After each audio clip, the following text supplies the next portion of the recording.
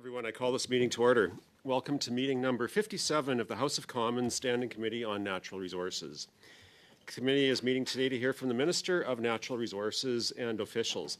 Pursuant to Standing Order 1082, we're meeting to consider the subject matter of the Supplementary Estimate C 2022-2023, including Vote 1C under Canadian Energy Regulator, Vote 1C under Canadian Nuclear Safety Commission, and Votes 1C, 5C, and 10C under Department of Natural Resources. Today's meeting is taking place in hybrid format pursuant to House Order of June 23, 2022. And I'd like to remind all participants taking screenshots or photos is now not permitted, that we're in session. Today's proceedings will be televised and made available via the House of Commons website. I'd like to make a few comments for the benefit of witnesses and members prior to getting started. Please wait until I recognize you by name. I think everybody here has been before committee before, so we know the drill. Interpretation is available for those on Zoom. You have the choice of floor, French, or English. And you can use the earpiece. Comments should be addressed through the chair. If you want to speak, use the raise hand function if you're appearing virtually, and you'll have to unmute and mute yourself as needed. And for those in the room, our staff will look after your microphones, so don't worry about that. In accordance with our routine motion, I'm informing the committee that all witnesses have completed the required connection tests in advance of the meeting. And before we get started, I just wanted to let everybody know for clarity that today we have the estimates on Friday. Our regularly scheduled time has been canceled because of President Biden's visit. Next Tuesday, committee has been canceled because of the budget. So our next meeting will be a week from Friday. And the plan on that day is to continue with the report that we're working through recommendations that we've been working on. So that is what we have to look forward to. And then we'll send out a further notice for upcoming committee business after the 2 weeks that we have at home. So for today, we have appearing the Minister, Honourable Jonathan Wilkinson, Minister of Natural Resources, and then from the Department of Natural Resources in person, Deputy Minister John Hannaford, welcome back. Shirley Carruthers, Chief Financial Officer and Assistant Deputy Minister, Corporate Management and Services Sector, welcome back. And Jeff Labonte, Assistant Deputy Minister, Lands and Minerals Sector, and again, welcome. Virtually, we have appearing Angie Bruce, Assistant Deputy Minister, Nakwiwash, and then Frank de Rosier, Assistant Deputy Minister, Strategic Policy and Innovation, Glenn Hargrove, Assistant Deputy Minister, Canadian Forest Service, Drew Leyburn, Assistant Deputy Minister, Energy Efficiency and Technology Sector, Aaron O'Brien, Assistant Deputy Minister, Fuel Sector, Debbie Scharf, Assistant Deputy Minister, and Ranjana Sharma, Chief Scientist. So a full roster of officials to help here and I think the Minister has 1 hour or just under an hour now with the late start to be here. We're going to go with 5-minute opening statements followed by questions and rounds. And now, Mr. Angus, do you have a point of order? Yes, and I don't want to take any time away from hearing the Minister speak, and I'm very glad he's back. He feels like an old friend to us some days, and some days not less than a friend, but we'll find that out. But that's the side issue. I just wanted to put my committee colleagues on notice. I have brought forward a motion on this company, Paper Excellence. I think given the reports that are coming out on them in the media, the lack of scrutiny and understanding of exactly who this company is, I think it is something our committee wants to study. So I just want to put my colleagues on notice that the motion's ready, and I'm ready to debate it at any time, but not today. Okay, thank you, Mr. Angus. And we have distributed that to the committee, and so everybody should have it. So with that, do I have my clock? Turn it over to the Minister, who will have 5 minutes for opening statement, and then we'll get into our rounds of questioning. And I think we'll be able to continue right on with the panel. So when the Minister needs to leave, we'll do a quick thank you as he exits, and then we'll continue on with officials. So, Minister, welcome, and over to you for your opening statement. Great. Thank you very much, Mr. Chair. Hello, everyone. Thank you for the invitation to discuss Supplementary Estimate C. I would like to acknowledge we are gathered here on the traditional unceded lands of the Algonquin and Anishinaabe peoples.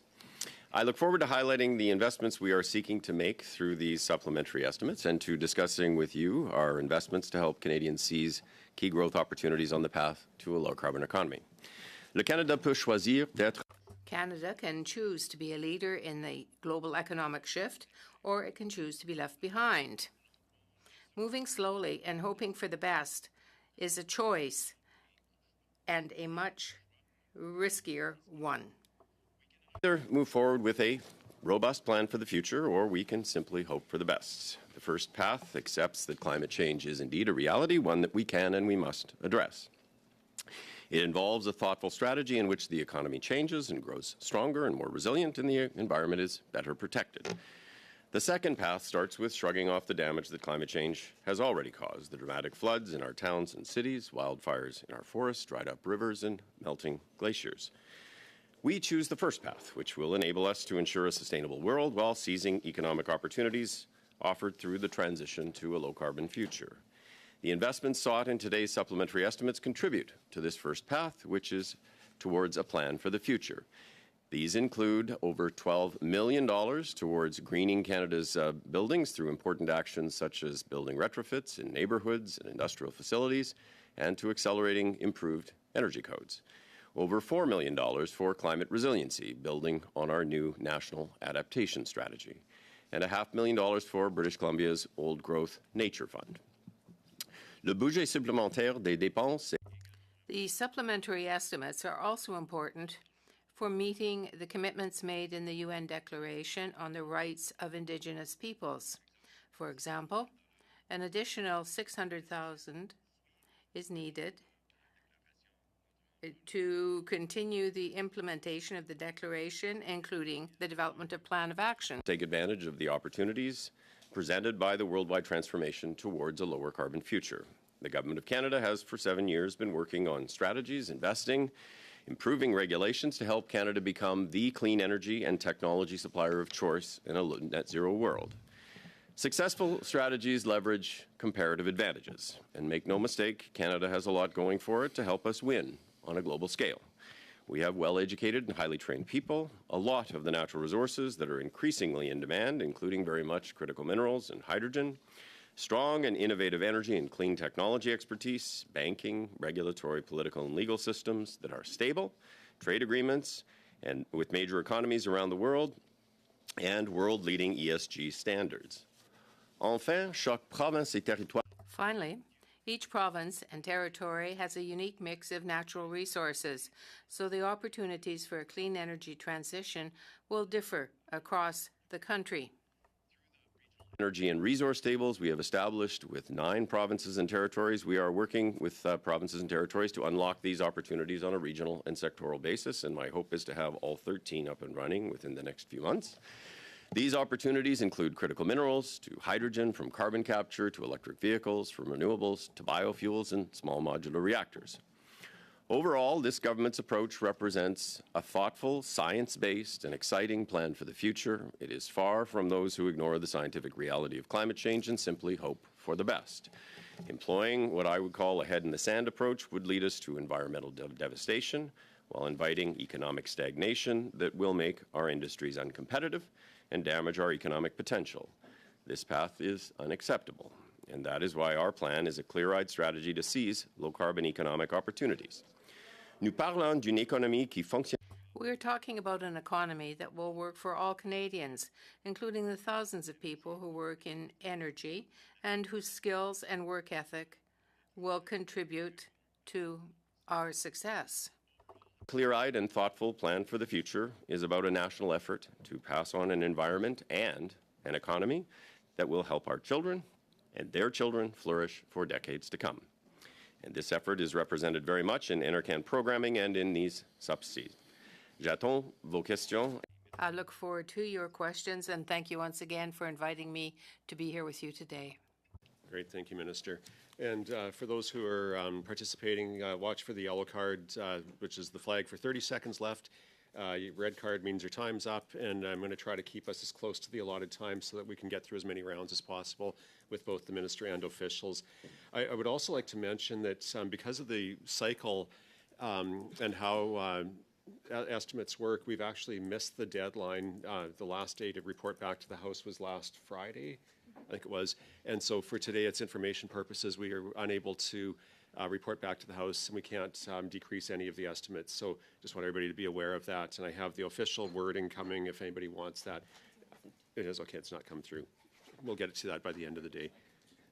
But the first round of questions are going to be 6 minutes each. And first up, I have Ms. Stubbs. So clock is yours. When you're ready, the floor is yours. Thanks, Chair. Thanks, Minister, for being here, and to your officials for giving their time to us today, too. And Minister, I just have a question for you about the $12.8 million allotted in these estimates for, quote, to implement the Impact Assessment Act.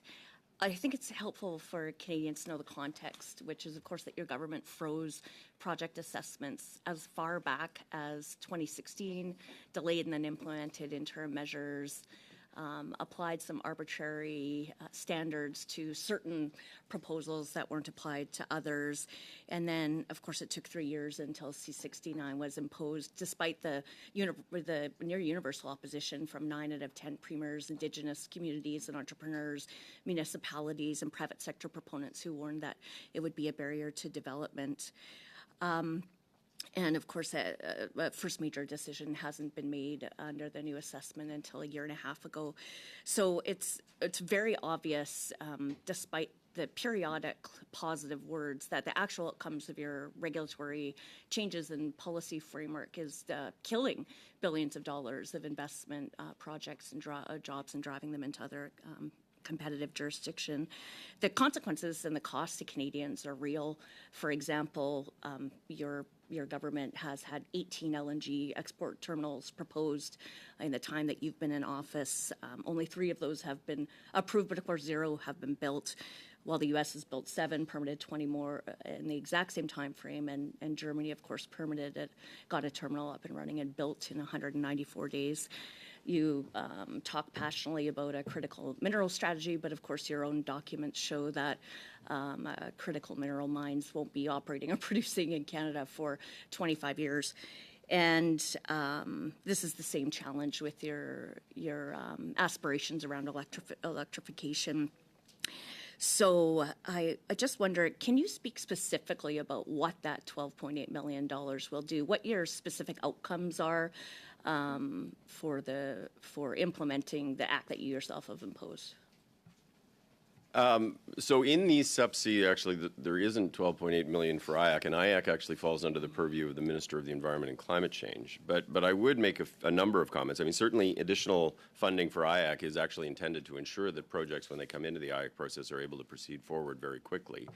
The comment about 18 LNG projects, I mean, most of those actually arose during Stephen Harper's time in office, and all of them were reviewed under SIA 2012, which was the process that actually Stephen Harper changed, which created enormous opposition on the part of many communities, and particularly Indigenous folks.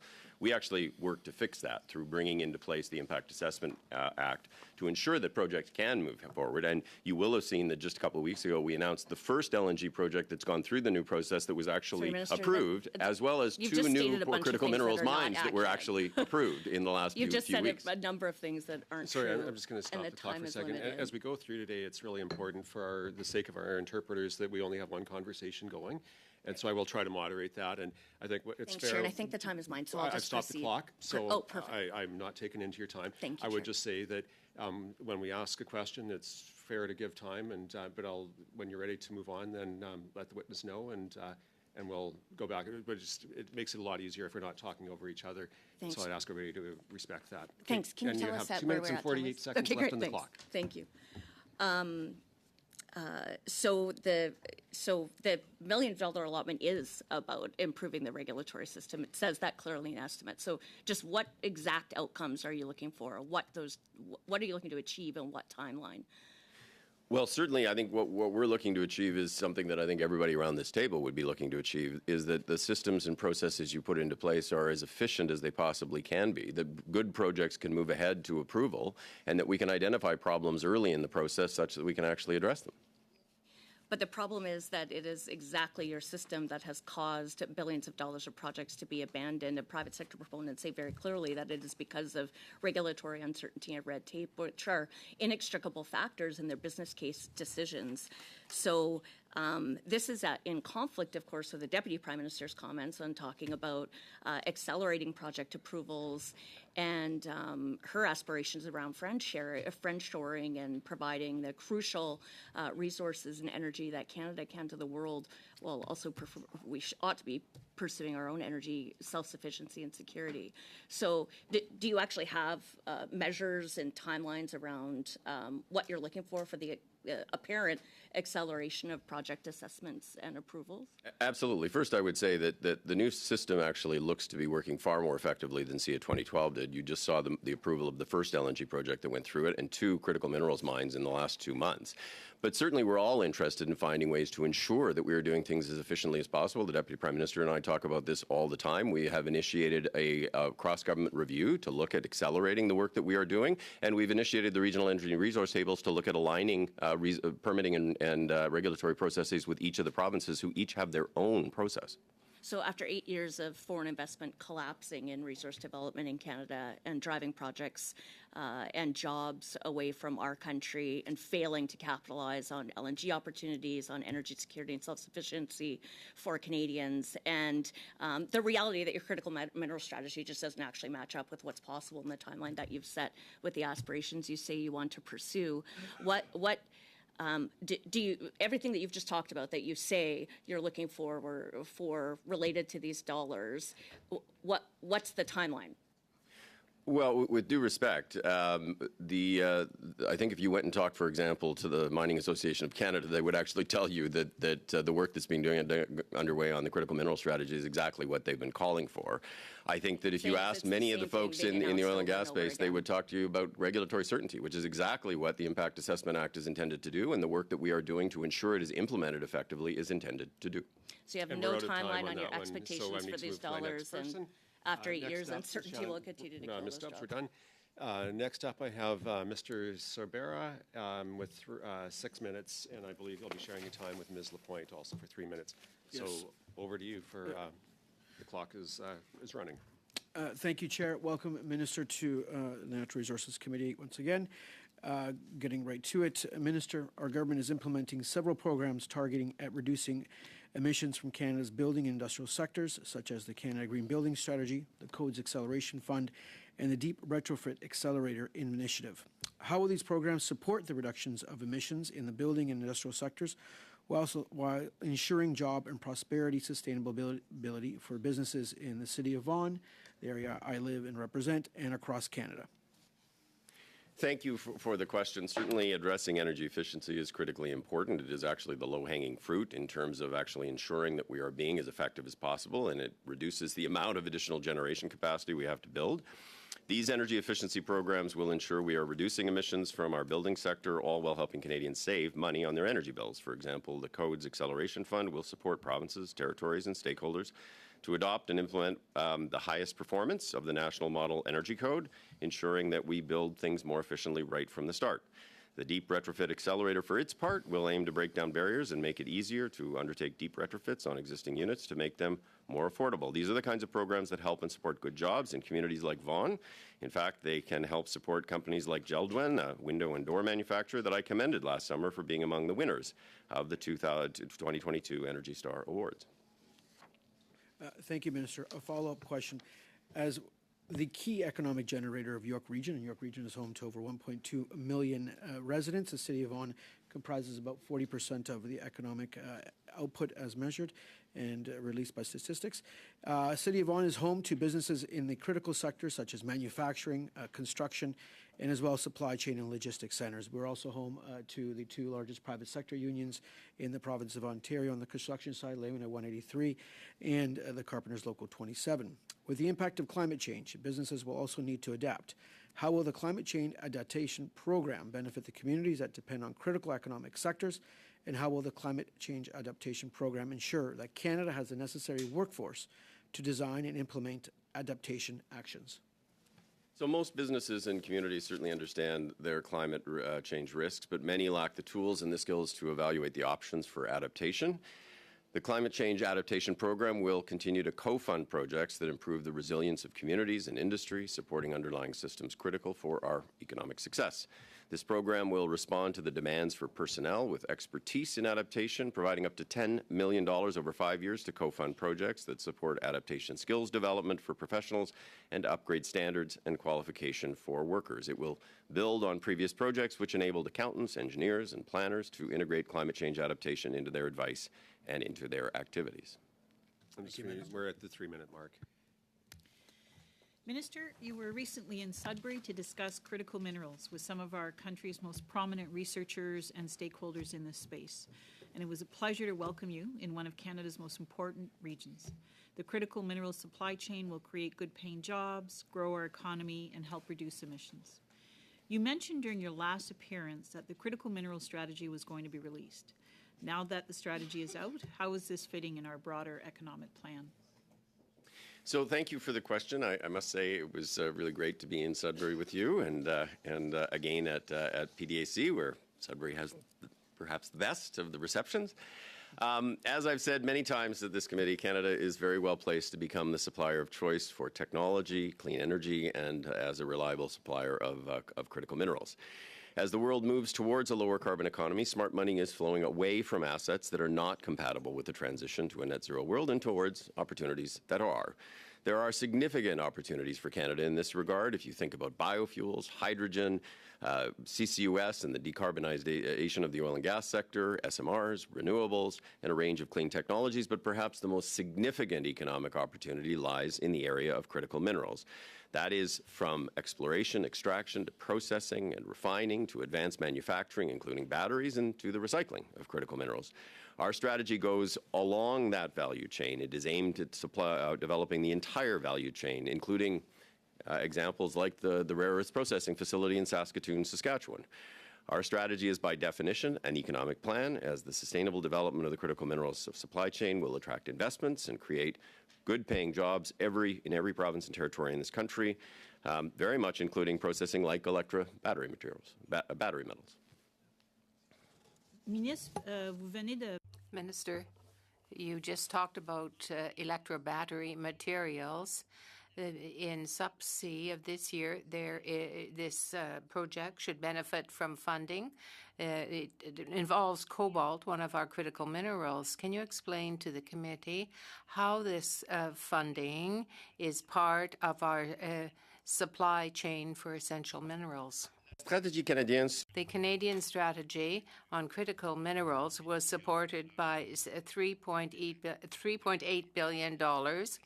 And it has defined a path that Canada should follow to meet the critical needs and develop the clean technology necessary. That will allow us to stimulate the economic process and to contribute to the supply chain, that is critical. It is going to lead to the development of a national supply chain for economic development and help the government meet its climate change goals. And we're out of time on that round. We'll now move to Mr. Simard, who will have 6 minutes. Merci. Thank you very much, Chair. Welcome, Minister. It's always a pleasure to see you. I'm a good student, so I listened to what you said in your opening remarks, and you indicated that we can't hide our head in the sand. We have to develop a leadership strategy, and I do agree with you on that. I hope we'll agree on other things in my intervention, but we'll see. It depends on you. But not hiding your head in the sand means that you have to be aware of certain activities that economies that have set aside. I am very much aware of the just transition. Canada has signed the COP declaration for a fair, just transition. Do you agree with this concept of a just transition? Je crois que c'est très important. I think it's very important to have a fair transition like that for the economy of the future. And that economy has to be a carbon neutral or one very weak in carbon. So we have announced a plan for sustainable jobs. Let me be more precise. I think that in what we are living through now, the fight against climate change, we have to have principles and frameworks that are very clear. The just transition, and I can refer to the statement that was signed by Canada that is to move towards a lower carbon economy in a variety of sectors. Now, this principle of just transition, is it being applied within your department? Are you following the guidelines of what is found in the declaration signed by Canada? Words are important, and I prefer sustainable jobs, sustainable employment. That provides an opportunity for all workers throughout the country. This is something that is extremely important. Of course, the economy, well, what can you do to increase the economy? Yes, but we also want to provide jobs for employees. Well, that's precisely where I'm going. I find it strange, this change in tone. Last time we met, Minister, I think it was in May, and we were studying the just transition. And you said at that time that we have to work together to ensure this just transition towards the future. You referred to it in those terms. But now it seems that things have changed a little. Danielle Smith has asked the Prime Minister to stop this verbiage of just transition, but to use jobs instead. And it bothers me. You have this concept of a just transition. If you don't have the courage of using the words that surround a just and fair transition, will you be able to reach your goal, which is a carbon neutral economy? You are moving ahead, far ahead of what Madame Smith said. But this is a word that we like as well. You are right, words are important. It's a word that puts a face on what the opportunities of the future will be, where employees will have jobs throughout the country. I grew up in Saskatchewan, and it's very important for us to be able to discuss in a way that is focused on opportunity and the jobs that will exist. Not a debate on words themselves, but it's something that's very important. We have to be very careful in having a debate. Yes, I agree, but words are important. Words have a meaning, and they are very important. To be seemingly want to withdraw from what your commitment was, that is, when Canada signed the declaration on a just transition, that it seems to me that that is what's being signaled by your words. But it represents, nonetheless, a step in the right direction. Another question. Trans Mountain's exceeding costs in the present context is known. And I quote the Deputy Prime Minister who said last February that Trans Mountain, there would be no supplementary funds, I believe, for Trans Mountain. But in the supplementary budget, I see $800 billion that appear there for Indigenous groups that will be dealing with Trans Mountain, that represents public funding, does it not? Response in your name. Comme je suis As I'm a gentleman, I would let the minister answer. We might to the next round. Everybody's been pretty good about staying with their time, and the minister may want to start in the next one, but we are going to move right now to Mr. Angus, who has the next 6 minutes. Thank you so much. Thank you, Minister. There's so much to talk about. We do have Joe Biden coming. We're going to be talking about the IRA and Canadian investments. But I would like to start off because of this reporting on Paper Excellence, because this is a company that now controls 22 million hectares of Canadian forests.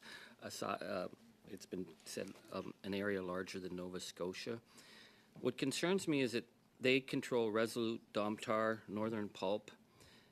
Their ownership says they're Canadian-based, but what we've been trying to track is it goes through a whole series of shell companies set up in Netherlands, Malaysian offshore jurisdiction of Labuan, 2 shell companies in the Virgin Islands, and all of them are tied back to Indonesia and the Sinar Mas group.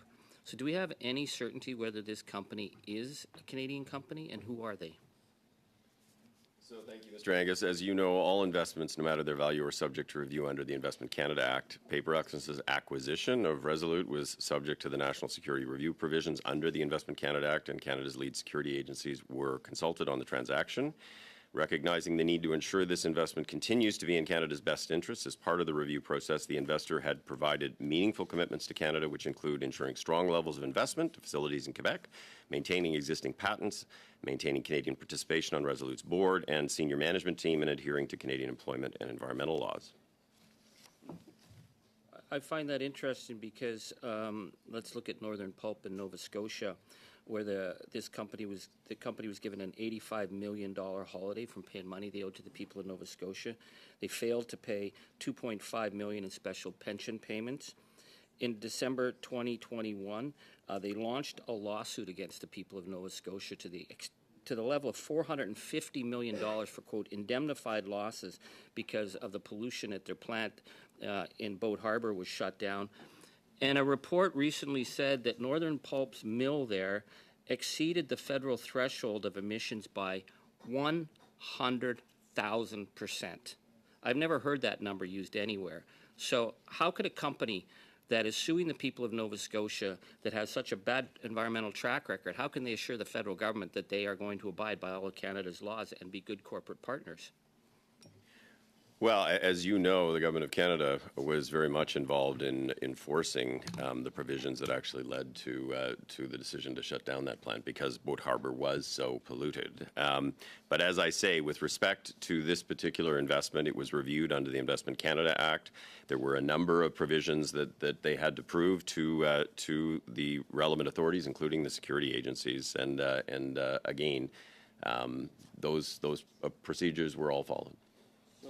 Say then that the review looked into their connections to the Asia Pulp and Paper Company, because there are serious questions about Asia Pulp and Paper.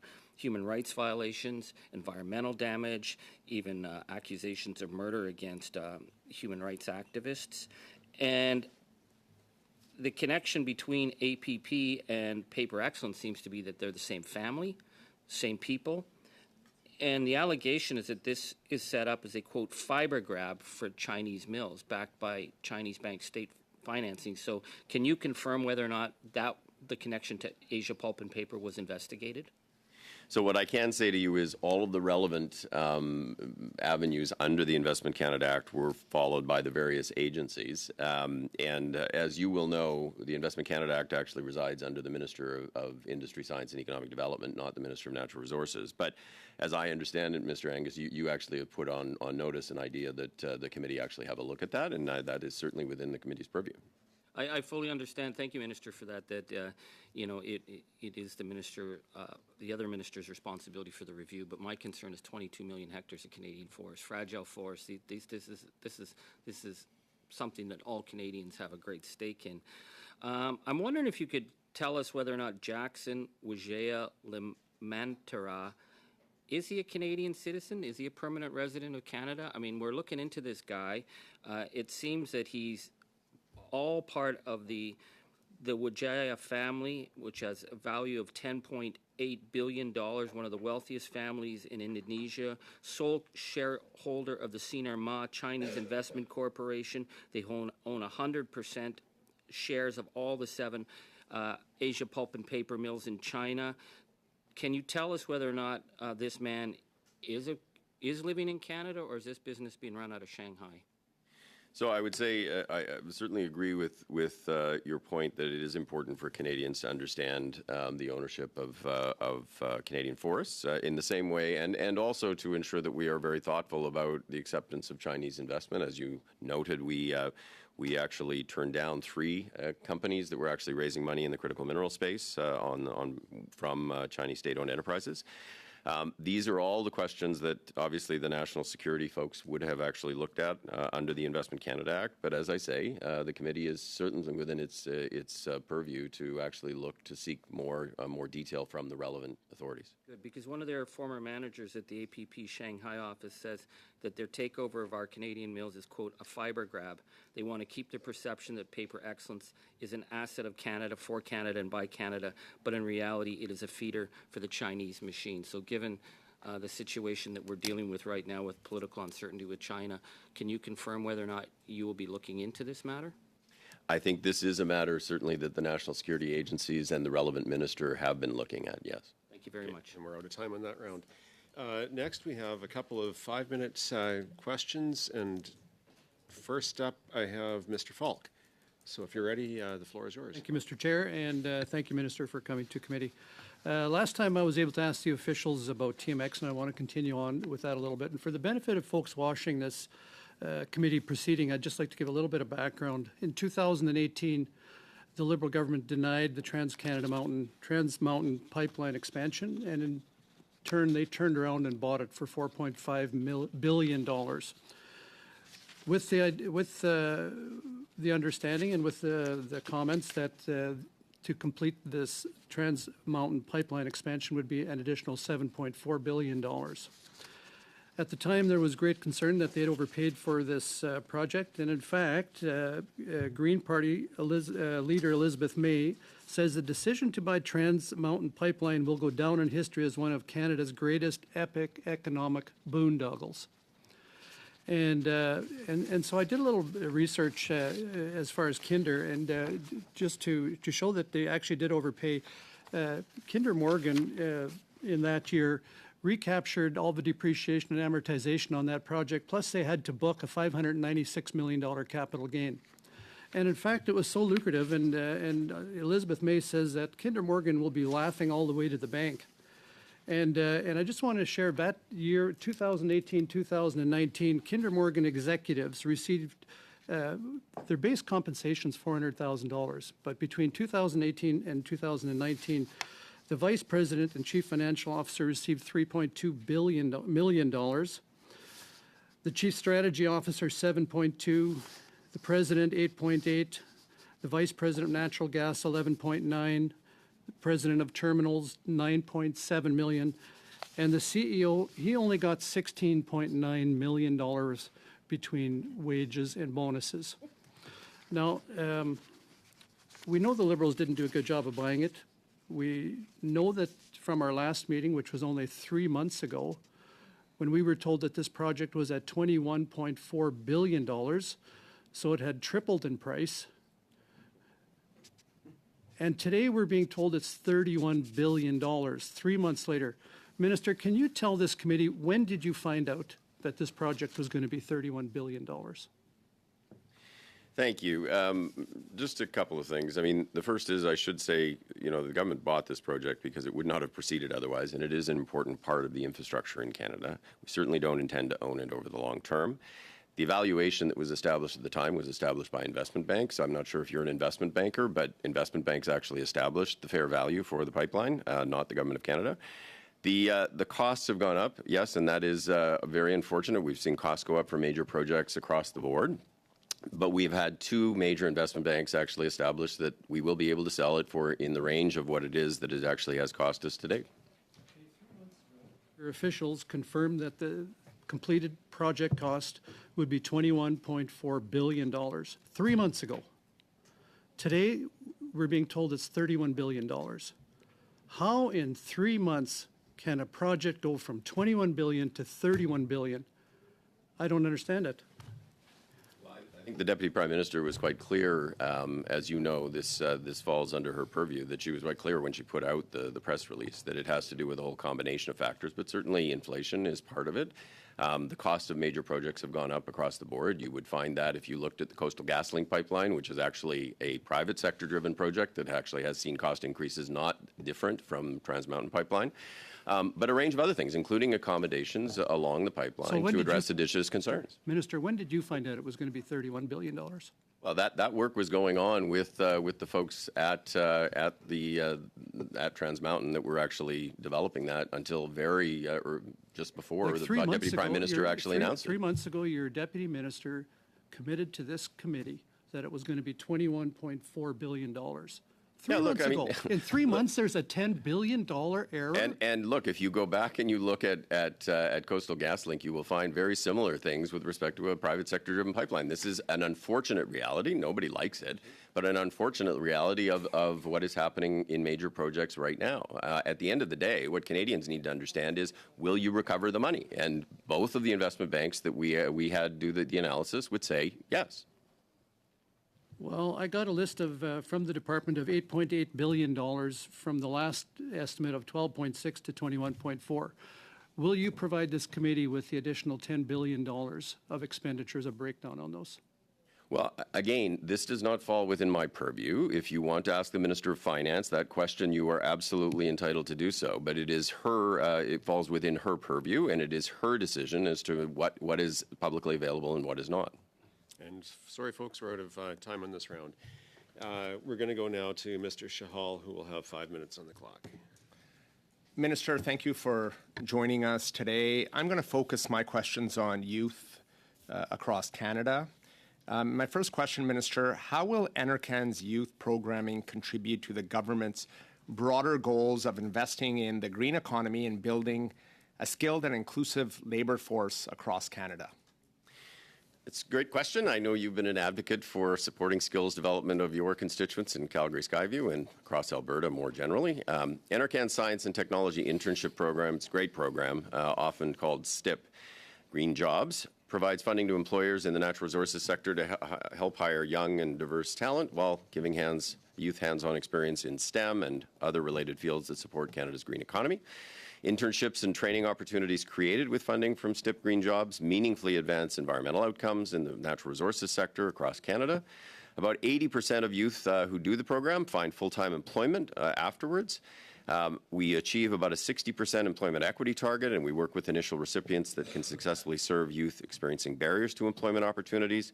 The transfer will provide NRCan with the ability to create 150 additional youth placements in the natural resources sector for a total of 470 by March 31st of 2023. Thank you, Minister. Can you also provide details on the selection process for the additional 150 youth placements in the natural resources sector, and how will they ensure that these placements are accessible to a diverse range of applications? So the program works with initial recipients that were selected through a 2-year inclusive competitive call for proposals to distribute funds to employers and youth. The initial recipients were the UN Association in Canada, Environmental Careers Organization of Canada, Electricity Human Resources Canada, and Clean Foundation. They are responsible for the selection of employers and youth and have demonstrated strong results in reaching youth experiencing barriers to employment in the past. The additional 150 youth placements will be created by existing initial recipients and will be based on their capacity to take on additional placements this late in the fiscal year and their ability to serve youth experiencing barriers, including Indigenous youth, racialized youth, youth living with disabilities, northern youth, and those living in remote communities. Minister, how will NRCan measure the success of this initiative, and what steps will be taken to ensure that it's meeting its objectives in terms of providing meaningful training and employment opportunities for young people in the natural resources sector? So the contribution agreements between NRCan and initial recipients include several targets on which we report regularly to Treasury Board Secretariat to ensure the objectives of youth employment skills strategy are met and youth are provided with meaningful training and employment opportunities in the sector. Again, we're on track to create a total of 400 youth placements with 60% employment equity. Thank you, Minister. The next question is on internship partners. How will NRCan work with other government departments and agency partners involved in the youth employment and skills strategy to ensure that young people from diverse backgrounds, and Skyview is one of the most diverse ridings in Canada, are aware of and have access to these training and internship opportunities? So we've adapted the program in response to feedback from participants in the program and employers to ensure young people from diverse backgrounds can access training and work experience opportunities. The program works with the initial recipients that I talked about to ensure programming is accessible in urban, rural, and remote communities across Canada. Working with small, regional, and Indigenous-focused initial recipients has increased awareness of the program in underrepresented communities. We've been very responsive to feedback and certainly have used varied communications to conduct the kinds of outreach. Thank you, Minister. Does NRCan plan to build on the success of this initiative beyond March 31st of this year and continue to support people in the natural resources sector in the long term? Absolutely. This is a really great program. I've met a number of the young people who are actually involved in it. And certainly we received 2 years of funding for the time being. We will use this funding to continue to build on the success of this initiative and support young people as they seek to enter the natural resources sector workforce. We have also recently launched, I should note, Natural Resources Canada's first ever Ministerial Youth Council, which will be utilized to ensure that we keep this momentum going by hearing from young climate and energy leaders themselves on what more we should be doing. Thank you, Minister, for those in-depth answers. Okay, and we're out of time there. We're going to move over now to Monsieur Simard. We'll have 2.5 minutes. And you left off a conversation. I'll let you decide if you want to pick it up or not. Or move on to something else. So. Merci, John. Thank you. Thank you so much. On November 9, I published a letter on the Journal de Montréal on the sale of forestry products. I don't know if you're aware of it. I have to say, if you haven't read it, it's very well written. I had a meeting with your colleague, Mr. Champagne, on January 31st, and with some unions where certain concerns were expressed. Are you aware of that sale? Was it just recently that you became aware of it, or have you been aware of it for quite some time now? No. It was something that was in the news for some 2 months. And of course, there were conversations between the companies, but it was something that came to the government after there was an agreement, came to the attention of the government after there was an agreement between the two companies. Yes, well, I understand. I'm going to say what the people of the area see as their main problem. The former owner of Resolute Fairfax and those people own a quarter of all forests in Quebec, 1 out of 4. So there are people that this company, Asian Pulp and Paper, might have been a company that could have changed the situation, but Resolute gets nothing from the federal government. It's apparently underfunded. That's what the people on the ground tell me. And if you make a request of the Government of Canada, you will be refused de facto. You have to deal with GAC. Is there a lack of federal funding, would you say? Le ministère de... The Department of Natural Resources has made investments, and some $200 million in the forest sector to advance products, particularly value-added products. And of course, we've had conversations not just with Resolute, but with the others.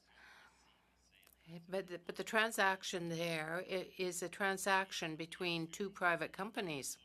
And of course, the government has a role, that is to investigate under the terms of the Investments Canada law under Mr. Champagne. And we'll now go to Mr. Angus for 2.5 minutes. Thank you. Well, Joe Biden's coming to town, friend, ally, and also a major competitor, and he's not going to give us any advantage unless we take advantage. I say that because Canadian companies in critical minerals and Canadian companies in clean energy are going up against multiple state-backed foreign entities that are investing heavily, Australia, Japan, even the U.S. State Department. So given the stakes at what we're facing, is this government looking at taking an equity stake in critical mineral projects? And if so, how would that work? So, Mr. Angus, I certainly would agree with you that the Inflation Reduction Act has created some significant competitive pressures in a number of areas, not simply in critical minerals. That is something that is a concern that is shared with our friends in Europe, with our friends in Japan, with our friends in Australia, in part because of the nature of the subsidies that they've done through production tax credits, which are quite different from investment tax credits and far more generous over the long term.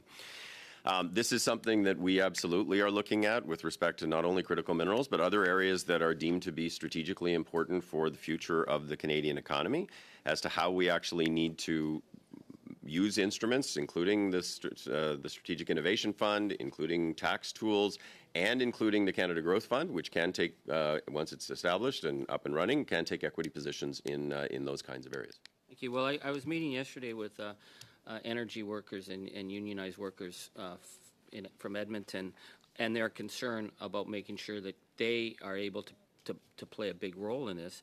So if we're talking equity stakes, we know that Joe Biden's always talking about good paying union jobs, and that's going to be the sustainable economy. If we're taking equity stakes in projects, are we going to be insisting that we actually have good labor standards, and that this is about, we're not creating MAC jobs and offshoring jobs, we're going to create the jobs in Canada with good trained union workers? Well, I think you've seen a commitment to ensuring that we are creating good paying jobs in the fall economic statement, when there were provisions associated with that tied to the hydrogen tax credit and the clean technologies tax credit. Of course, they were fleshing that out, and we've looked for input from labor and from industry on that. I actually was speaking with Sean Strickland yesterday about exactly that issue. But certainly we recognize the need to, if we are going to be using taxpayers' money, to ensure that the jobs are being created are good paying jobs. We're out of time. Perfect timing. We have two more questions, I think, Minister. If you have 10 minutes left with us, one 5-minute round with Mr. Patzer and one with Mr. Blois. And so with that, we'll jump right into Mr. Patzer's 5 minutes. And when you're ready, the floor is yours. Thank you. Just quickly, Minister, where are you from in Saskatchewan again? I'm from Saskatoon. Okay, right on. I thought that's what it was, but I just couldn't know, so you kind of piqued my curiosity. But I also lived in Regina, so. There we go. Just with your idea of a just transition, do you agree that it's important to help communities to survive along with keeping people employed? So I think that the whole plan for sustainable jobs is important to paint a picture about what the opportunities, and I think there are huge opportunities of the economy, are going to look like, but also to support individuals and communities, including coal-dependent communities, which I know are important to you. Yeah, absolutely. Because, just reading through some of the language that's used in the report that's put out by the government, it talks about moving people to jobs, right? Now, we know that jobs don't just naturally come to rural Saskatchewan, of all places. It's difficult to create a lot of jobs in those areas. So I'm just wondering how you're actually going to go about making sure these communities are able to retain the people by keeping jobs right there. Not, here's a new opportunity for you to move from Coronach or Rockland to Saskatoon, to Regina, or to Calgary or wherever, right? Like, these people, they don't want to move. They want to stay where they are. They love their communities. They love their small towns. They love the way of life that they have in rural Saskatchewan, right? And that's the fundamental concern that people are talking to me about, whether it's people who are, on the lobbying side, people who are just working in these industries, or people who are some of the spin-offs from this, right? It's people that run the grocery stores, it's people that have the local coffee shop, it's people that are working in healthcare in the region. It's how do we prevent the centralization of all of these industries into other communities and basically wipe these communities off the map? That's what they're concerned about. So if you have some more clarity for these people right now, I'd appreciate you putting that on the record.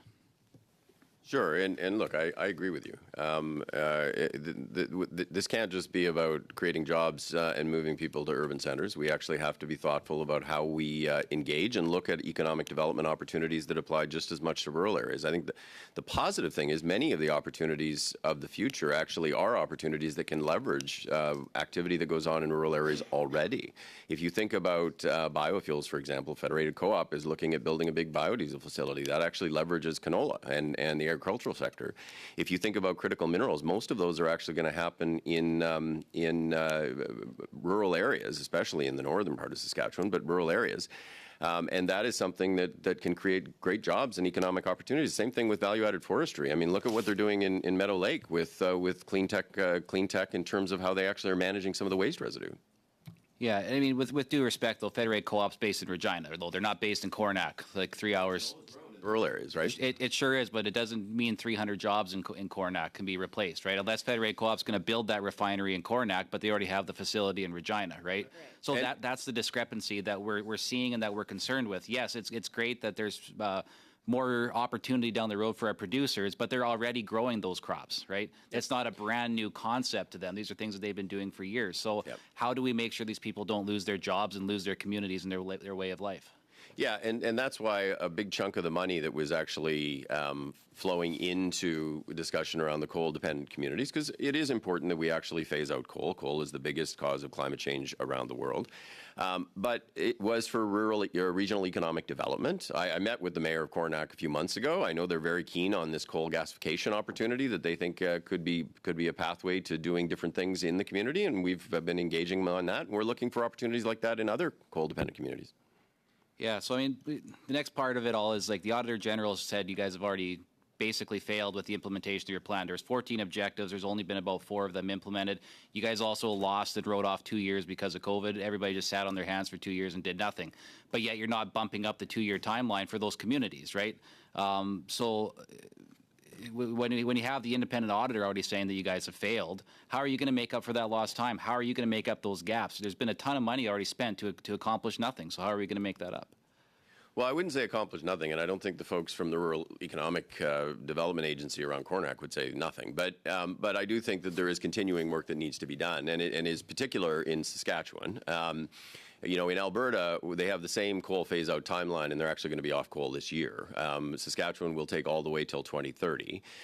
And so there is going to be a need for a continuing conversation about how do we actually ensure that those workers are dealt with fairly and that we actually are finding economic opportunities for the communities. So I don't disagree with you.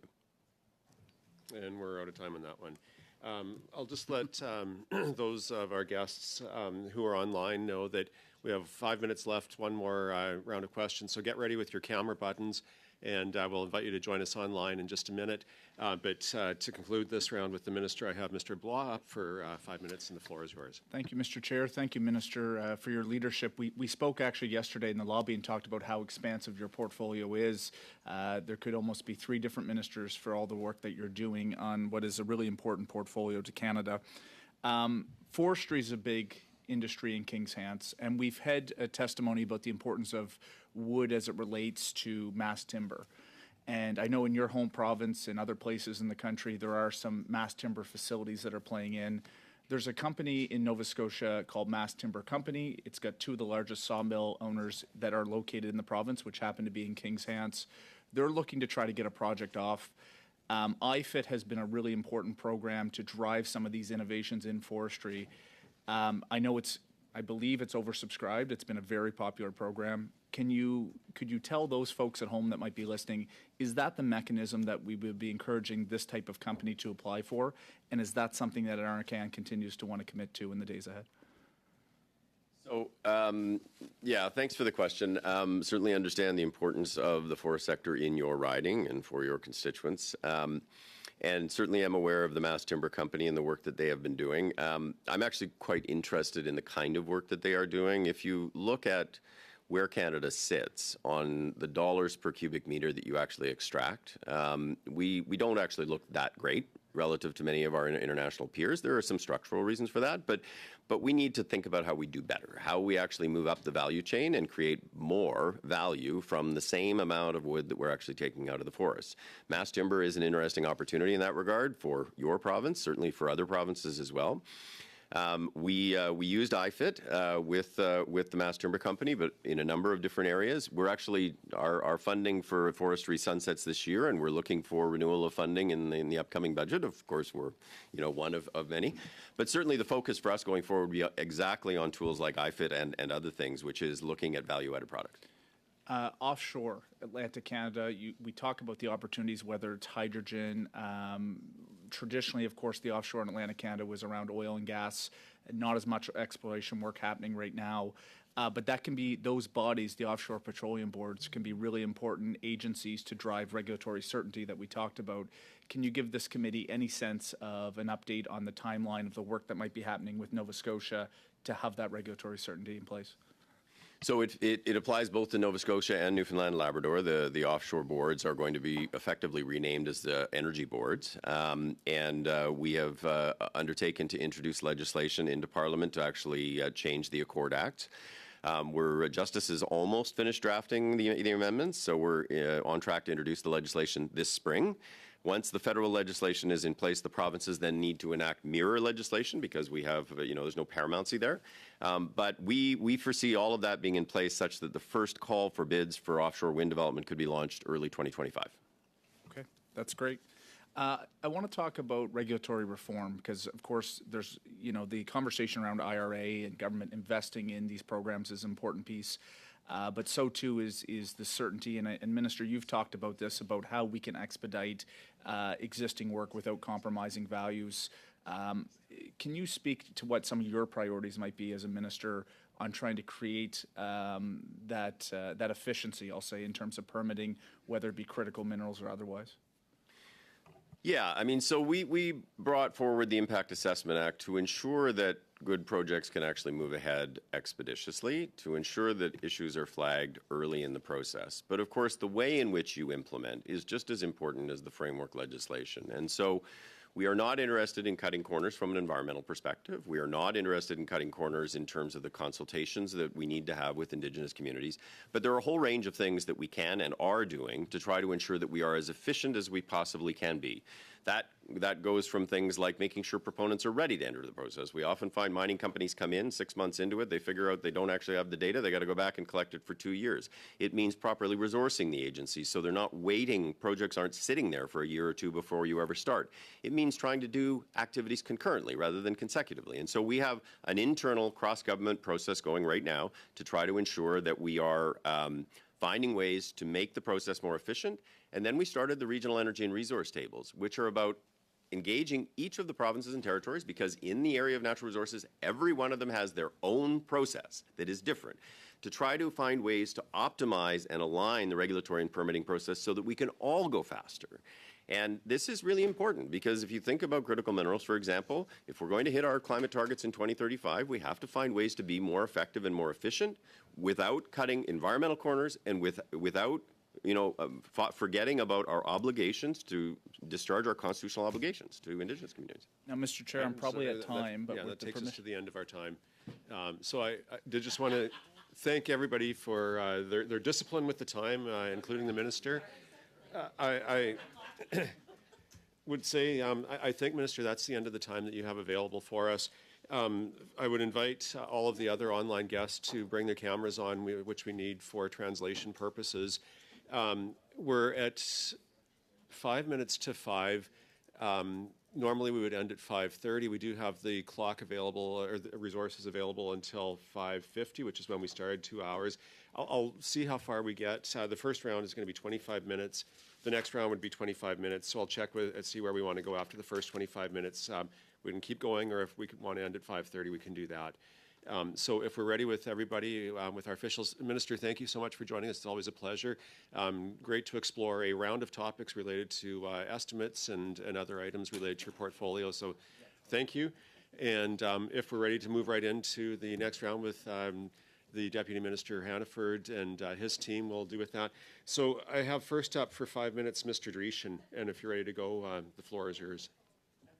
Well, thank you very much, Mr. Chair, and of course, you know, it's the beauty of the fact that the Prime Minister's mandate letter for whether it be the environment or natural resources are basically identical, which is not so good for the Resource Centre, but certainly is good for well-rehearsed common government responses and messaging.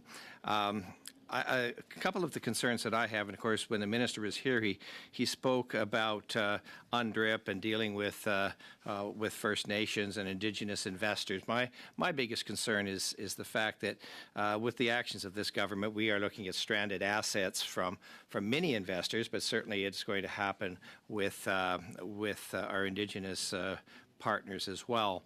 And you know, I've mentioned that quite frankly, it looks as though we are somewhat eco-colonialists here, as we know just what is best for them, and so any of the things and the activities that they have certainly make it is a concern, and that's where it ties in with Trans Mountain, because much of the talk has been, well, perhaps we could get Indigenous leadership and purchases there.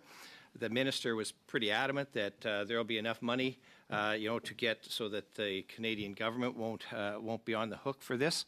But I don't quite share the same optimism that he has there. So when it comes to how that is going to look on the books, there's two things I want to know. First of all, will it be considered a government loss if we cannot get that? What we said was 30.8 billion today. You know, 2 years from now it might be 45 billion. Is that going to be a government loss, or are we going to hear stories that, well, if there was this loss, that's got to be a subsidy to oil and gas because you know the government is dealing with that. So what do you see in the future as far as a project like Trans Mountain and how it is going to be managed? Thank you, Mr. Chair. So the Trans Mountain extension is forecast now to be completed by the end of this calendar year. We've discussed the estimated cost at this stage. I think as the minister stressed, the advice that we've received from financial advisors suggests both that the current financing options are viable and that the asset will continue to be a viable asset. And so that's the basis on which we are proceeding. I think more detailed questions might be better placed to our friends in the Department of Finance. But I'd also... And that's fine, because I think that's where the minister had gone as well. I guess just one of the other things, we were talking about critical minerals. We know that critical minerals are needed to build EVs and batteries. We also know that Canada has little or no EV-ready critical mineral supply. There's a big push to try to get to electric vehicles in the next 5-10 years, but we know that we're not going to get that out of Canada. We can talk how great it's going to be, and so on. But and I was with the mining folks earlier in the month as well, and there's a lot of excitement there, but they know it isn't going to happen. So the other thing is, can we make sure that when we're talking about critical minerals and we're talking about the environment, we're also taking a look at what the processing is going to be like, what the environmental impact is going to be there, how much energy is going to be needed. And you talk about, having our head in the sand. We are going to need all the energy we can get to make sure that our critical minerals strategy is going to work. So maybe we should, instead of saying, well, we're going to shut this down as we try to build the other up, we have to keep it all going like the rest of the world is doing. So I would like to know, if that planning is done, can we ensure that we are going to see what the actual energy costs are going to be in order to make sure this happens? And what efficiency measures or what other metrics can you share with the committee when it comes to that process? Thanks very much, Mr. Chair. So just first of all, the EV mandate, the sales mandate that will apply in Canada would be sales of EVs by 2035. So that's the sort of horizon with respect to vehicle side. The critical mineral strategy that we announced in December is intended to be a full spectrum strategy. It is to apply to not only the extraction but also the processing and the various applications of these minerals. And that is very much front and center in the way that we frame the strategy, not only because of sort of the domestic opportunities that exist with respect to critical minerals in Canada, which you mentioned and the minister mentioned, but also because of some of the geopolitical aspects of this, which create a particular opportunity for Canada as we work closely with allies. And so this is one of the kind of critical areas of conversation that we have with some of our closest friends, including through the G7. And we're out of time. Yeah. Next up, I have Mr. Bruce, and the floor is yours for 5 minutes. Thank you. I want to ask some questions about nuclear because it's an issue that has a lot of conversation around it. And being from Ontario myself, I've seen the importance of nuclear as we transition from coal-fired electricity. I always like to say it's one of the greatest successes that we went from having about an average of 55 smog days a year to 0, which is great because I'm a runner and I always really appreciate the clean skies that we have. So I saw there's funding here for the Canadian Nuclear Safety Commission was in subsidies. And it got me thinking about the small modular reactor strategy and what we're doing with small modular reactors. I was wondering if you could just tell me a little bit more about that. Yes, we're lucky in Canada to be blessed with a very clean grid generally, and nuclear plays an important role currently with respect to that in a number of jurisdictions, including, importantly, Ontario. So, the importance of small modular reactors is something that we have highlighted through the strategy that you mentioned. We have a table that has been established to coordinate between jurisdictions and industry and other players for the refinement of positions around deployment of SMRs. And Canada's a world leader at this stage. We, with the investments that have been made in the Darlington facility to create a 300 megawatt grid attached SMR, we are at the forefront of deployment of the technology, and that will provide a bit of a proof point as to then where other jurisdictions may be able to apply the technology both inside and outside of Canada. So there is attention to the work that we are doing. In the international conversations we have, this comes up frequently.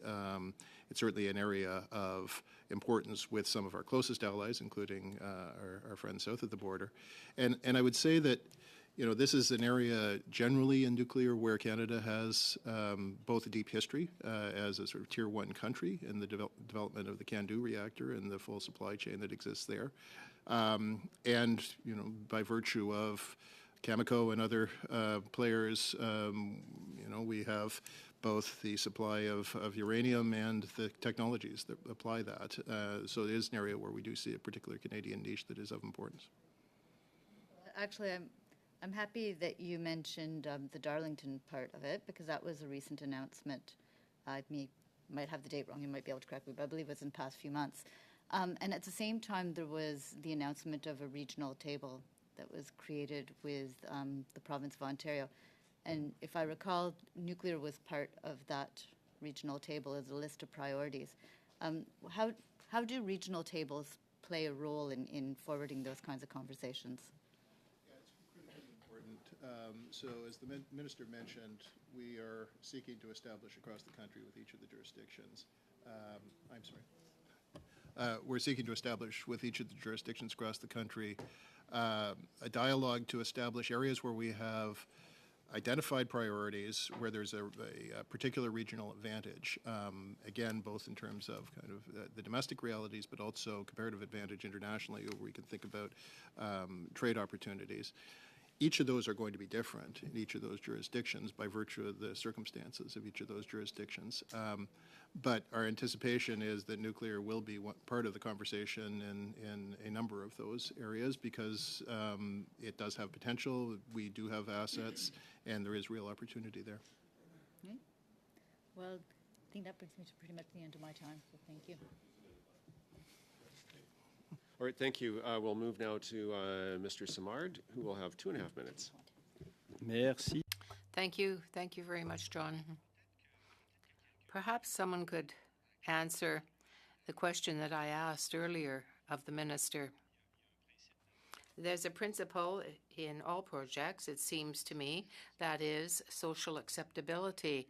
I'm thinking about a project in my region, in Quebec, where GNL was supposed to disperse monies to convince the population about the worth of their project. And what the minister seemed to say was that there would be no supplementary expenditures of public funds for Trans Mountain pipeline. So I have difficulty explaining the $811 million that will be spent. Are they not public funds? They're not for the construction of the TMX pipeline. They are to support accommodation measures to the Indigenous. Yes, yes, but that's why I made that a long preamble to my question. It is the same type of project, GNL Quebec. It's the business that had to pay for the evaluations, for all the assessments that were made. And that is often expressed as social acceptability. I am sure that there are still public funds that are put into the Trans Mountain project. These are specific accommodation measures that have been undertaken with the Indigenous communities affected in the region, and there's a governance that is established to deal with these issues, and the specific item that's covered in Sub C is to address that. I understand. So for the ordinary person, there is still public money that is being put into Trans Mountain. I don't know if you're aware of this, but there are many citizens that encounter many problems with your Maison Verte, greening of your house program. There are guidelines that are given to Francophones, but only in English. There's an inability to contact those people who are responsible for the program. I've never had so many complaints at one time on a specific program. But there was a citizen from Lévis who had to contact our NRCan to get funding. Are you aware of this poor functioning of your greening your house program? We won't be able to take a question just to keep going, but it may be something that if we get to another round, you may want to offer the chance for a response. I'm now going to go to Mr. Angus, of course, for his 2.5 minutes. 5 minutes, I believe. 2.5 on, because we're continuing on with okay, the... 2.5, okay. Yeah, it's a 2.5.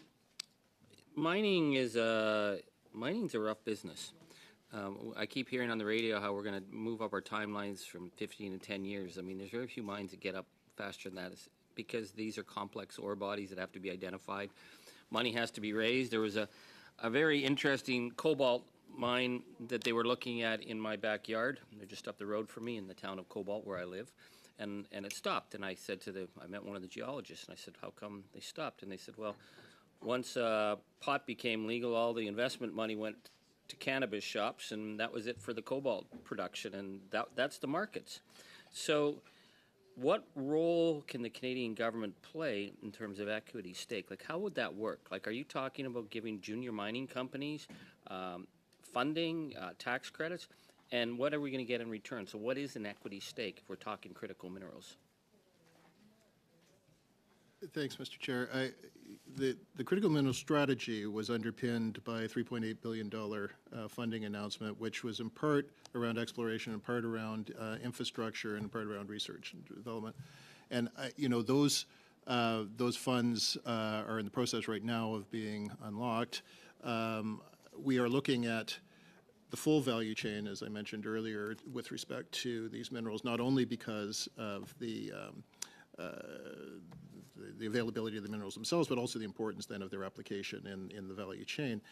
I would say that the piece around the speed at which we can look at the assessment process and the regulatory process generally, These are things, as the minister mentioned, that have a couple of facets. One of them is work that's being done internally in the government right now to look at how we can be building efficiencies. That's being led by our colleagues at the Impact Assessment Agency. But the other piece is the regional tables process, and there the intention is, for those areas that we've identified as priorities, how can we be as focused and as efficient as we can be within the parameters of the rules that we've established? I'm running out of time here, but we're hearing that the U.S. State Department is interested in investing. So there's a huge nickel mine outside of Timmins, or deposit. How are we going to say, we want to make sure that that goes to Canadian critical minerals? It doesn't go to U.S. military purposes or some other nation. Like, how do we put the stake on resources? Do we have to buy into it and say this is going to be part Canadian owned? How do we make sure that supply chain actually benefits the manufacturing that we want to start in Canada? Sorry, and with that, we are out of time on that round, and the same amount, slightly over, as Mr. Samar had, so we maybe need to park that one. I have two more speakers in this round. Next up is Mr. Patzer for 5 minutes. Okay, thank you very much, the officials, for sticking around. Really appreciate that. There was one question I just wanted to kind of follow up on from going back to a report from the Auditor General's office. That was in regards to just transition to a task force where there was 10 commitments that were made. Only 4 of them were met. But the 4 that were met were actually met through the regional development agencies, not even by the department. But there was one in particular, because the just transition is going to be all about, workers, but also about communities. But I found it very telling that one of the recommendations in the end, it says that, Atlantic Canada Opportunities Agency and Prairies Economic Development Canada delivered coal transition programs, but could not demonstrate that all of the projects they funded supported a transition for the affected communities. So, again, you guys are going to be the ones who are going to be working extensively on this, hopefully for the next 7 years, and hopefully you've been working on it for many years prior to now as well. How do we make sure that we're focusing on communities when the Auditor General is telling us that so far we've missed the boat? I think the minister was saying that one of the critical pieces around the Sustainable Jobs Plan and the work that the government is doing is to align that with the work that we're also doing through the regional tables exercise, because that is intended to describe essentially a regional economic strategy for each of the provinces and territories, so that as we think about issues like labor availability and labor development, we're doing it in the context of an economic plan that is both agreed upon and tested with private sector, with labor movements, with Indigenous communities, so that it is relevant. And so that is as I say, the kind of critical counterpiece to the Sustainable Jobs Plan, which will include legislation in the fullness of time and the Secretariat. But it is to be done within that context of a broader economic plan. Okay. The Sustainable Jobs Plan, as it's now being called by the government, it's basically right now is a plan to make a plan in 2025, right? So how are we going to make sure that there actually is a plan and it's going to be implemented, will start in 2025. Again, these communities, they don't have long to wait, right? And if there's no hope on the horizon for them, well, right away is here. I mean, it's going to be completely demoralizing to thousands of people, not just in my riding, but in Earl's riding and other ridings all across this country. This is devastating. And to the point I made to the minister, we lost 2 years because of COVID. The Auditor General's report also referenced that there was 2 years of nothing done on this file. So we've lost time. How are you guys making up for that lost time? And how are we going to make sure that these communities aren't devastated and wiped off the map? I think our expectation is that as is being evident in some of the conversations that we are having, that there are going to be huge opportunities across the country. We really are at a moment right now where Canada has assets that are of real importance, and there is an opportunity for us to be acting on those in a way that should give enormous hope to people as they are thinking about the future of employment, but the future of economic development generally, whether it's as a result of the critical minerals that we have across the country, or it's the result of deployment of hydrogen technologies, biofuels. There's a whole series of areas of activity that are going to be in demand. Yeah, sorry. Just, okay, so that's great. I mean, again, critical minerals is important. That's a whole separate issue and story, because in Cornac and Rock Glen, I mean, the critical minerals isn't necessarily where is going to be the development right there, right? So what are you guys actively doing to identify what the next drivers of the economy are going to be? And we're looking for specifics, because, I mean, again, you've already had a couple of years to build up into this, even with the 2 years lost to COVID. But how are you going to identify the sectors that are going to be driving the future of the economy for Cornac, for Rockland, for Willowbunch, for Bengoff, for all these communities? Like, it's easy to talk about Estevan and Weyburn. They're bigger communities. Also, they have a few other things going on. But when towns of 400 people, 500 people, when you remove the main driver of the economy outside of agriculture, which can't pick up the jobs that are going to be lost in these other sectors, how are you going to make sure that you identify only the sectors that are going to work in those communities specifically, because that's the communities that are being transitioned? Of these conversations we're having is to have place-based strategies, and that's what we've heard from. I've talked to labor movement leaders in Alberta, for instance, and that was precisely what they were asking for, was not to have sort of generalized. I'm sorry, I've hit my time limit. Feel free to finish your sentence, but not start a new one. I'm very obedient. Not to have. Sort of abstract plans, but to think very specifically about what the economy of the future is going to look like, and then think about what the job implications of that are. Great, thank you. And the final one in this round is Mr. Sorbera for 5 minutes. Thank you, Chair. I'm going to give a minute or two to Mr. Bilal once I finish up. To the various individuals, both virtually and here, you have very important roles in terms of executing and planning, to a certain extent, the policy with regards to our economy and a critical sector. And as we've seen over the last 12 months, 24 months, how geopolitical circumstances have changed things in terms of the importance of energy security, in terms of energy affordability, in terms of the importance of robust supply chains, especially in critical areas, and how we need to delink certain supply chains and ensure that supply chains are I would use the word funded, but supplied with countries like Canada, countries that have democratic values, democratic institutions, and believe in human rights. And in terms of our critical mineral strategy, without getting to the politics, the critical mineral strategy is one large step, I believe, in ensuring Canada has a role to play within the supply chain and the strategic sectors. With regards to everything we've put together, how, in your mind, is that sort of shaping up or framing in terms of getting these minerals out of the ground, getting the permits, and getting those critical minerals to the various sectors, including the automotive electric vehicle sector? Please.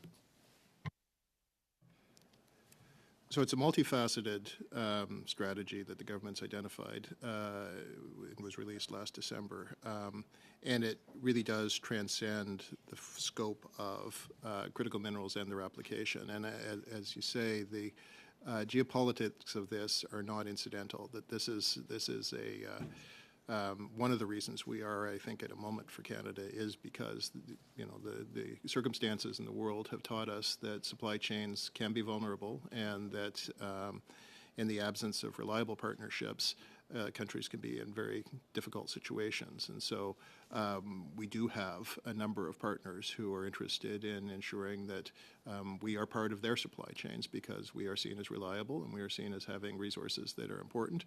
At the same time, as the policy makes very clear, there is a significant industrial component to all of this, and it's not simply about extracting the resource and shipping it elsewhere. It is about applying it through both the sort of processing streams, but also thinking about the application of those minerals in things like batteries and advanced manufacturing. And some of the recent investment announcements are of real significance as a sort of proof point with respect to A, the demand that there is out there for Canada, and B, the opportunity that we have to make sure that the strategy turns into the well-paying jobs and sort of regional opportunities that it should.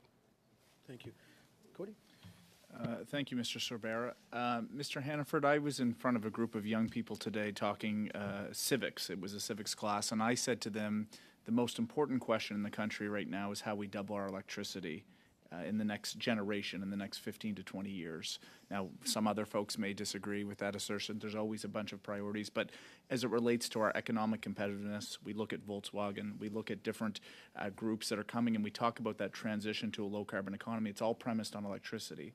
And I just seen recently Premier Legault going to St. John's. We see some of the analytics from different provinces getting to the upper echelon of their electricity capacity. That's traditionally been the domain of provinces, of historically how that's come. Can you speak to this committee about Natural Resource Canada's approach and whether or not that might be changing of trying to work collaboratively with the provinces to make sure that on a national front, we're going to have the electricity needed to drive that transition to a low-carbon economy? I think there's no question that the importance of electrification is kind of central to a lot of the opportunities that we have right now. And I would say that that's it's a feature of the regional table conversations that I've mentioned now repeatedly, and it's also a feature, I think, of some of the work that we're doing more generally. In the relatively short order, we will be announcing a electricity council, which is intended as a bit of a clearinghouse. I just want to be mindful. What about data? Is that something that NRCan has or that we're working on to see what that anticipated demand is going to be? I just said double. That's what I've heard, anecdotally. Is that information you have? And I think I got about 20 seconds, Mr. Chair. Certainly that issue of modeling is something that we're very alive to, and it's that we continue to work with colleagues with respect to. And I think hopefully one of the benefits of this council that I've mentioned is that we can get a little deeper into how we see this future and therefore what the kind of projections would be in order to fill in the plans. But there's no question that there will be an increase in demand for electricity. Thank you very much. Great. Thank you.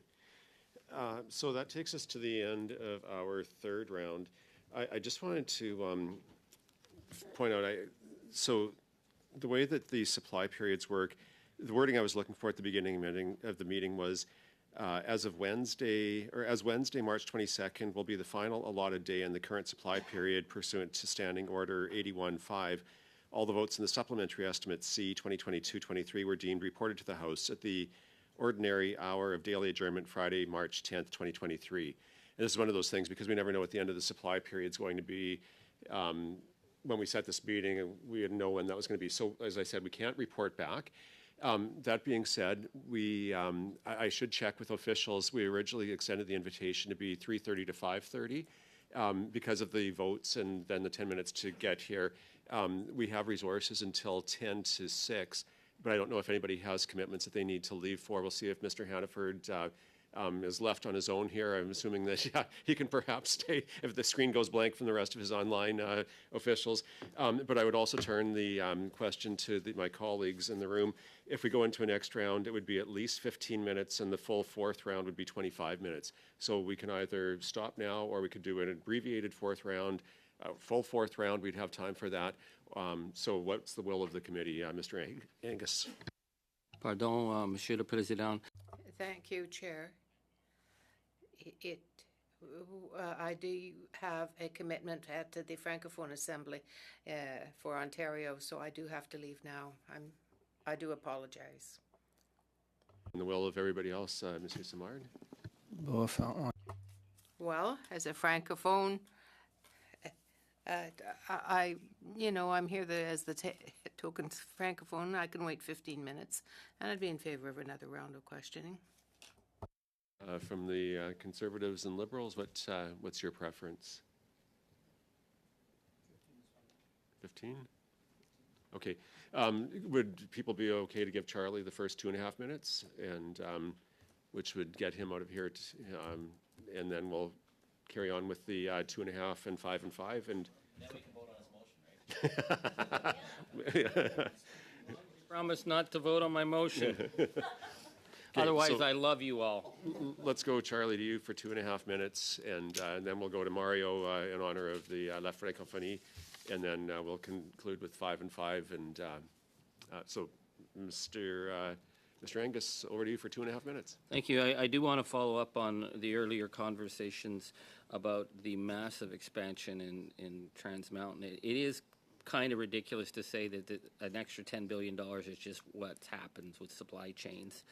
There's been said from the parliamentary budget officer that this no longer has a financial case. I know the government's saying that's not true, but the Canadian Energy Regulator said the only way they could ship is to limit the toll fees for the companies using it to that they would only have to pay 22% of the shipping costs beyond the original $7.4 billion budget. Well, we're $20 billion over that $7.4 billion budget. So have you estimated the subsidy that's going to have to be given to big oil for every single barrel shipped through a $30 billion pipeline? Again, I think the more detailed conversation may be better placed with our colleagues at Finance, but I will say that this has been subject to review by outside financial advisors, and the advice that they have given is that both the financial option that's being considered and the asset value continue to be viable.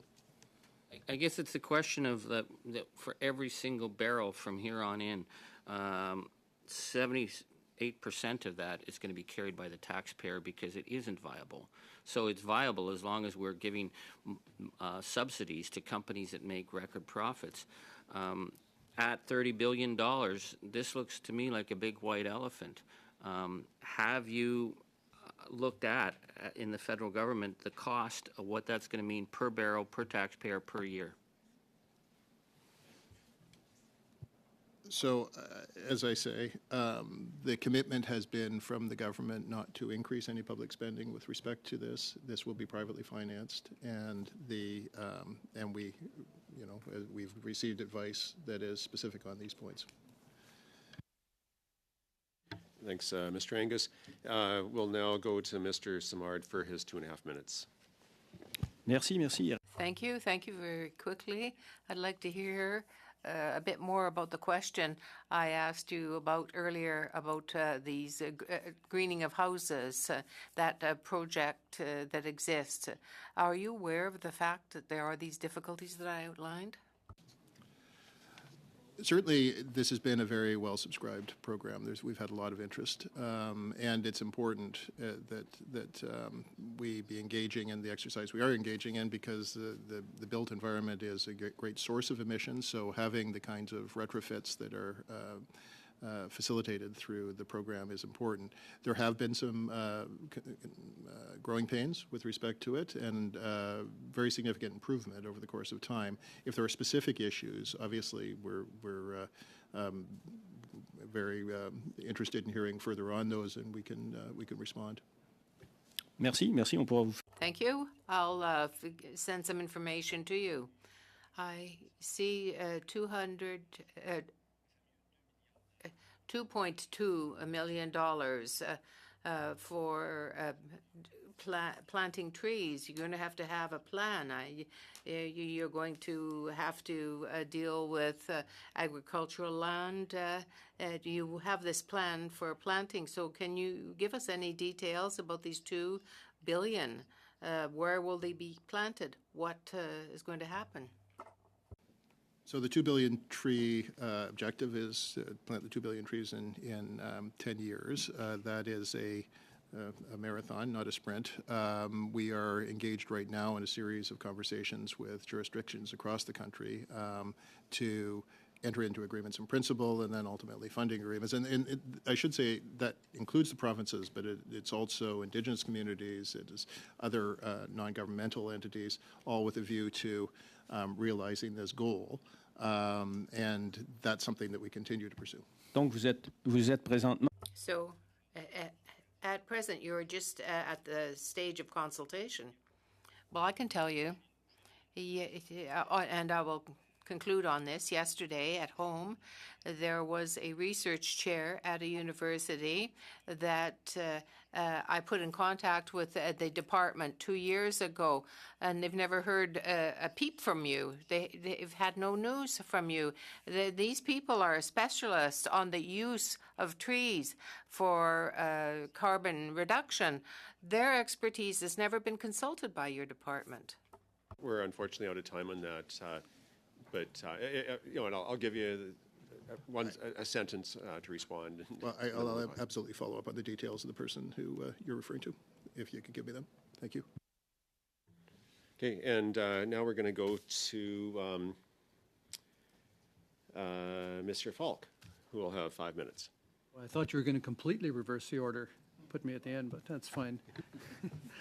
Thank you, Mr. Hannaford and officials, for attending. You heard my previous questions to the minister. It was very similar to what you had 3 months ago, except the numbers are different. Mike, I guess my first question is, 3 months ago, did you really not realize that there was going to be a $10 billion increase in the project? Thanks, Mr. Chair. These are cost estimates, and the cost estimates have increased over time. And that, as the minister said, that includes issues of inflation, includes supply chain issues, it includes some of the terrain that's been operated on in some extreme weather events. And those add up to an increase in the cost estimate at this stage. That sounds nice and everything, but I mean, the reality is 3 months ago, the budget had increased by $8.8 billion to $21.4 billion. And in 3 months later, we didn't know that there was another $10 billion coming. Your department was very kind to provide this committee with a cost breakdown for the previous increases. Could they do that again for this last 10? We'll certainly follow up with the Department of Finance and see what is possible to provide. Okay, like $10 billion is just a lot of money to me, and I'm surprised there aren't more alarm bells going off everywhere when we've incurred a $10 billion unexpected expense. I know the government is saying, "Oh, don't worry, we'll have a buyer for it." Well, they've made promises before, and I'm not convinced that there will be a buyer. But it's like our previous members have said here, there needs to be an economic viability plan before this. And further to the minister's comments, I have been involved in banking for 30 years, so I do have a good understanding of what valuations are and what income-tested proposals would include. So it's not as though I speak from a position of being uninformed. I have another question. In my province of Manitoba, there's a silica sand project being proposed to extract some of the minerals needed for electric vehicle batteries. Is that something your department would be aware of and involved in? Maybe turn to my colleague, Mr. Labonte. Just, I can tell you there's application currently with the Clean Environment Commission in Manitoba, but does the federal government also get involved in that process? Which process? Sorry. The approval process. It depends on the nature of the project, so not specific to the one that you're referring to, but certainly dialogue with the Manitoba government on projects and activities around critical minerals and collaborating is something that we're doing. It's something that we started through the regional tables, and Manitoba's identified some areas of specific interest. If you have any information on that project or the specifics on that one, I'd be happy to follow up if that's of interest. I'll split my time with Mr. Patzer. 2.5 minutes. Okay. One issue that's somewhat come up when we talk about just transition stuff is the number of unionized to non-unionized workers in the energy sector, right? I mean, we hear a lot of talk around good paying unionized jobs or protecting unionized jobs, but the reality is in a lot of these communities, that's only like 1/10 of the, or in these industries, only 1/10 of the jobs that are actually in the sector or are maybe a spin-off of the sector. So just wanting to make sure, what are you guys doing to engage and promote the other 90% of the workforce that aren't unionized jobs and are going to be directly impacted by this transition or the sustainable job transition? Well, I will say to date that there was very broad-based consultations that went into the development of the plan, and with respect to next steps, I'll maybe turn to my colleague, Ms. Scharf, to talk a little bit about some of the future steps. Thank you.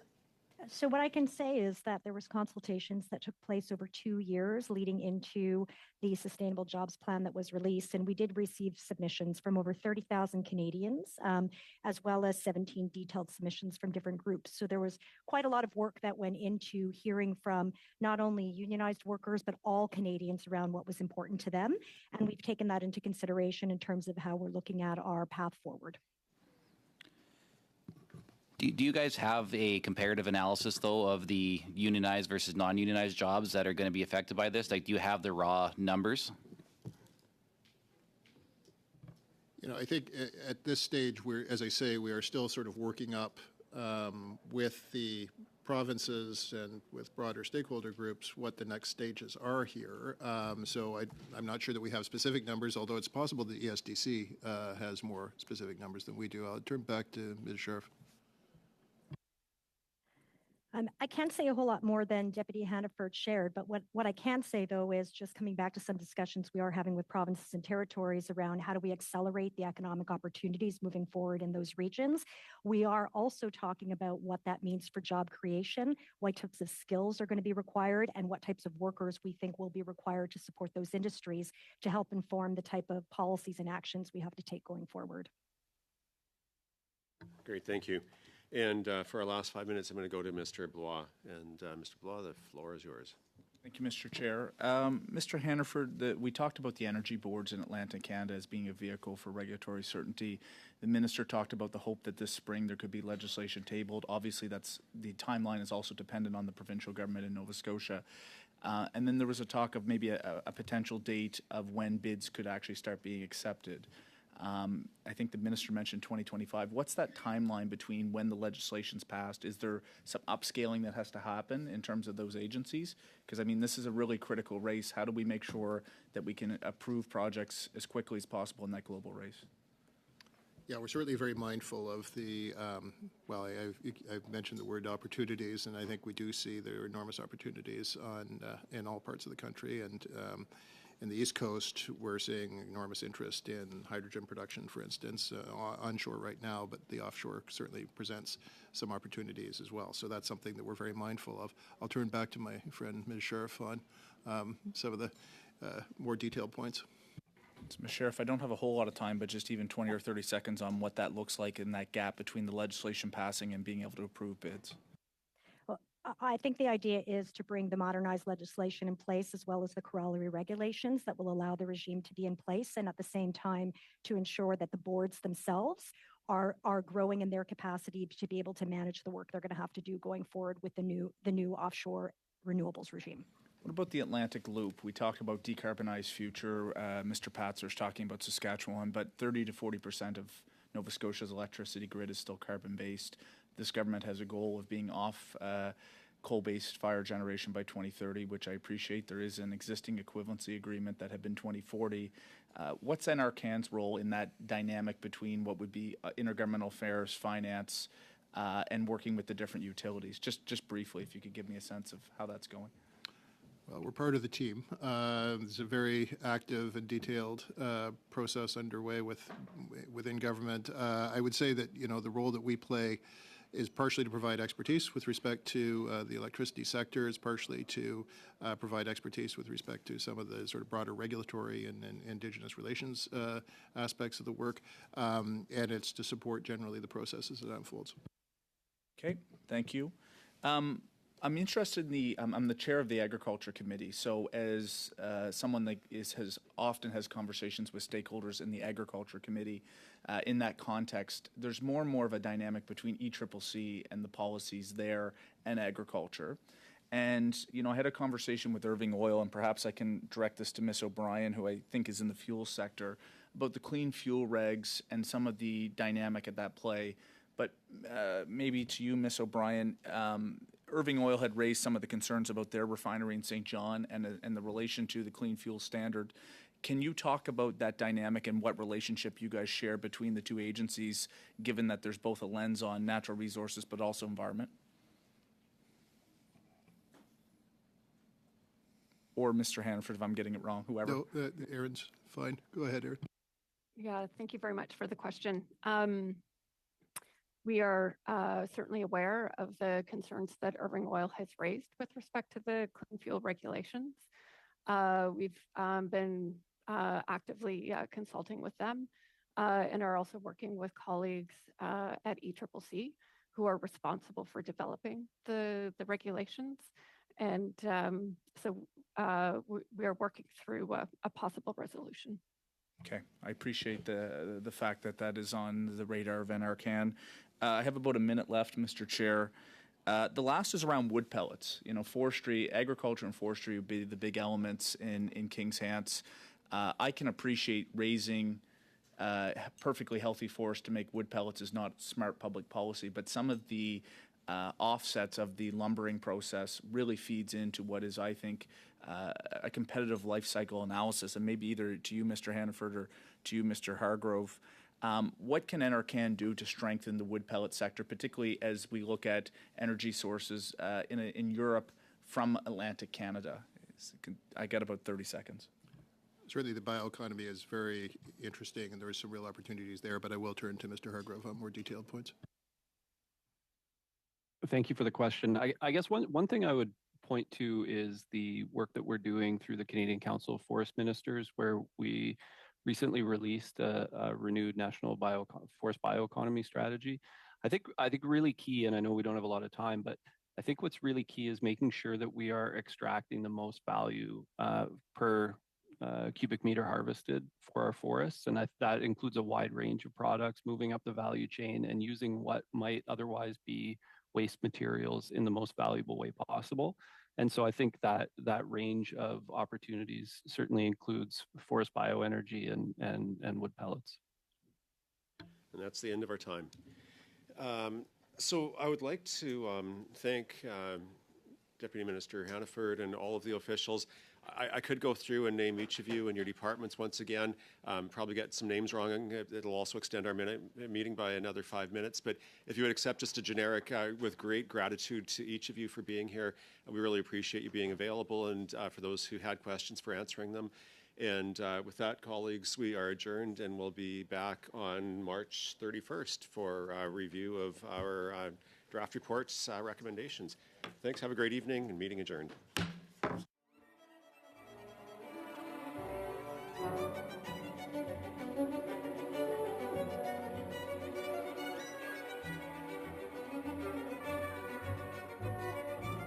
Thank you.